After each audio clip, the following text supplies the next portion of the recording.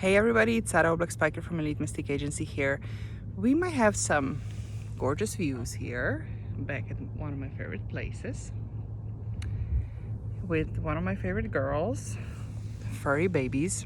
And I wanted to talk to you about babies today. I wanted to share with you about parenting and some of the um, insights and mindset shift that have helped me navigate my own journey of raising two girls who are incredible, glorious beings, strong-willed, independent, sovereign beings. Um, so the funny story, to go back 2 years before they were even born, I honestly never saw myself as a mom. Being a mom was never one of those ambitions that I would have, much less express out loud. If anything, I was always the one that, even when my family's, my older cousins or even my sister's kids would come over, I'm like, yeah, I love you. Now go find your mom. Leave me alone.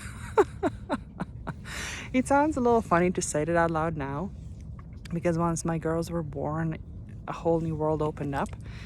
But even then, it was something most natural. It was the most natural experience that when I look back, I never even see it as the most life-changing one.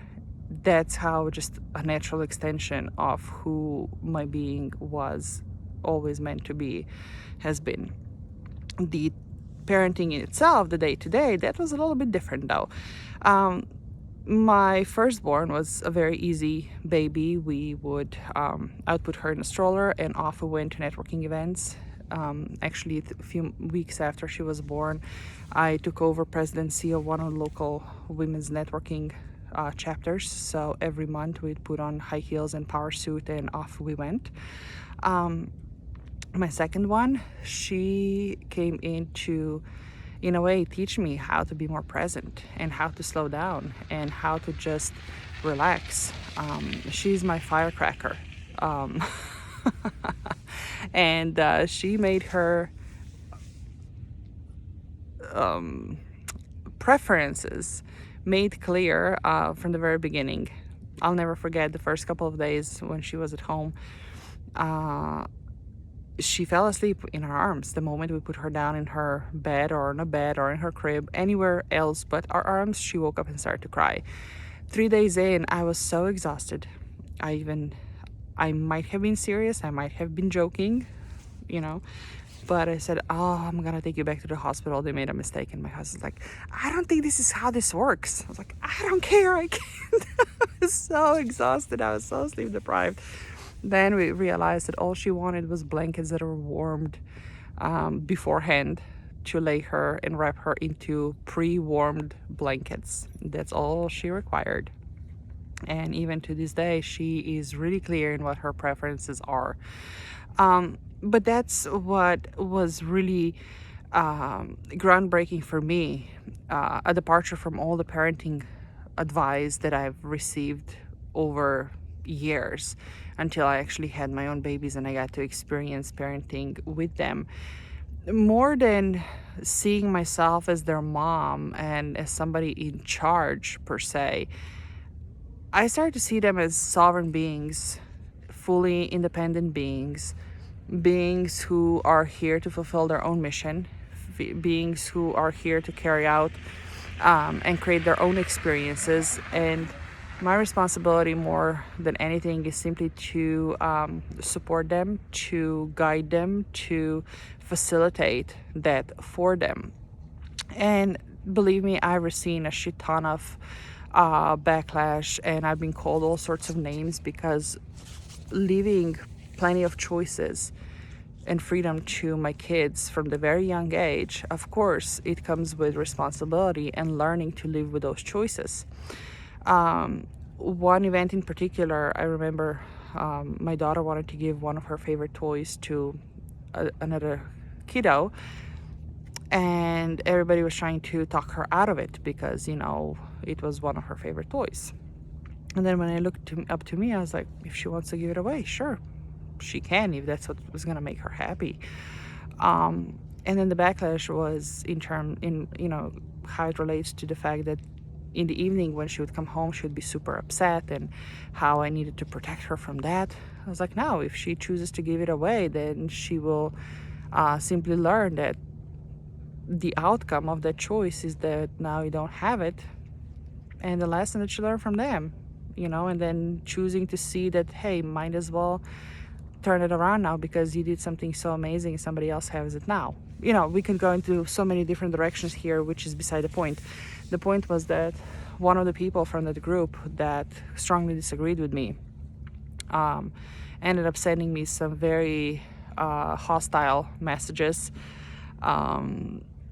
accusing me of child abuse, accusing me of all sorts of sinister things, including, and concluding one of her messages that just because, quote unquote, I pushed a fetus out of my vagina doesn't make me a mom. So of course, hearing that from people who say they care about you and support you and love you, of course it stings. But it was just one of those things, like with everything else in life, right? When we do something that feels right in our own heart, not everybody's going to understand it, and it's not on them to understand. But creating this dynamic and creating this kind of life with my kids, empowering them to make their own choices, empowering them to make their own decisions, empowering them to have a free will, and then also critical thinking, I think that works for us. And it's not always easy, because with that, they have learned how to also communicate. And they have learned that if this is the argument that I'm making, okay, great, I'm going to argue and I'm going to present my case. And I always make it a point to be open to it, which is another, let's say, delicate balance between entertaining discussions like this, when it would be, of course, the path of least resistance would be to say no because I said so, because I'm a mom. And it takes a lot of effort and energy sometimes to just hold my opinions back and sit back and listen. But this is where the pure magic happens. It's these differences of opinion, differences of perspective, differences of perception. And we all learn.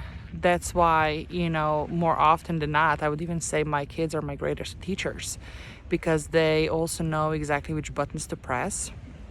And Dr. Shefali Tsabali is actually one of the first women that I start to learn from when it comes to conscious parenting, that it's the buttons that the kids are pressing. It's not, it doesn't show and tell anything about them, but it shows and tells about ourselves. So it is our job to work on those buttons that we have, right? And the stories that are attached to them.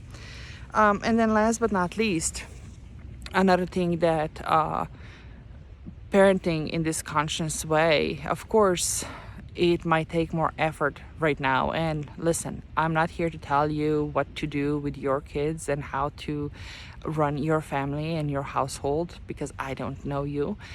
My intention here is to perhaps just inspire you to go for what feels right and go with what is true in your heart. And with that, I also invite you to be mindful of, like I said, there's this delicate balance, not in just entertaining differences of opinions, but also as women, as moms, when we say to ourselves, we give ourselves permission to only do what feels right, to only do what lights us up, to only do what's nourishing, and say no to everything else. Yeah, it's an interesting dynamic when we want to empower our daughters and sons to be able to do the same. And how do we navigate the situation when those two clash? When the kids want to do something, they respond in certain ways, they insist on certain things that kind of crosses over our own Zen space, so to speak. And the easiest way would definitely be to say absolutely no, watch it, watch your tone, watch your language, don't ask me for that, not right now. But then again, if we are empowering ourselves, what can we do to empower them? And that in itself is a beautiful, passionate tango that we keep on dancing every single day. And there is no black or white, there's no right or wrong, it's all gray area. And the answer is always, it depends. But that has been one of the things with my choices of parenting as well, to be really mindful to have those fillers out, so to speak, to see where would it be easier for me to say no, but it would then cause my kids to contract and become all inverted as a result.